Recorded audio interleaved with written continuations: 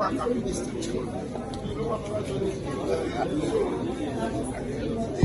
to this coming from the FCT High Court? Well, I think that the FCT High Court has been fair in the fact that they gave her bail on self-recognizance. But I also believe that the court should also be the Federal High Court. The Federal High Court should also, be firm on the fact that its time is being wasted.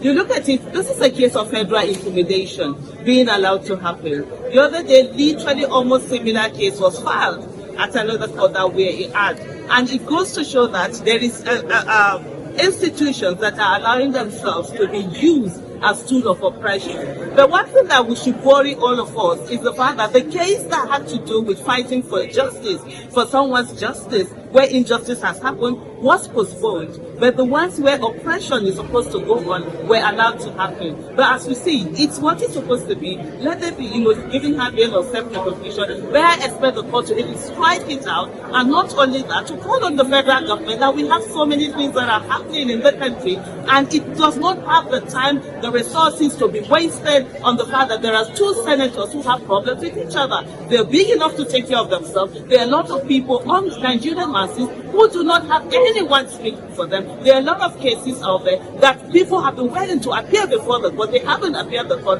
but we have certain people who are using their offices and certain institutions being willing tool of oppression for this thing to happen. It's just waste of the nation's time at a time when we should be focused on saving lives. People are dying all over the country, but we are here wasting the resources that we do not have to waste the court's time that they have a lot of cases that they're supposed to do. At the end of the day, I think the judiciary should wake up and do no longer allow itself to be used by politicians who believe because they are in office, they can do whatever it is that they want to do. Thank you very much. Thank you. To the ruling by the court on the bail granted to your client.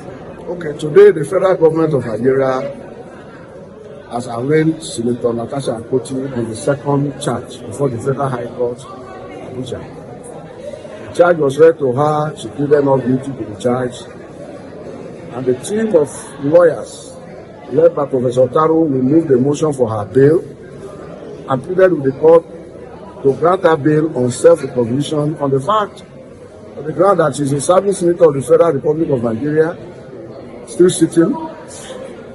She was earlier granted bail by the Federal Capital Territory High Court on a similar charge filed by the federal government,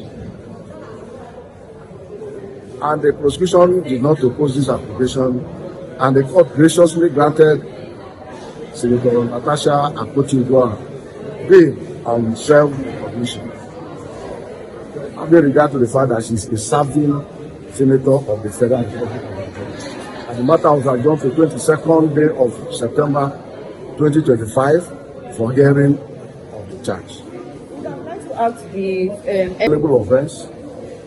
She has enjoyed a similar magnanimity by the Court of Coordinate Jurisdiction, and granting bail is the discretionary power of the court.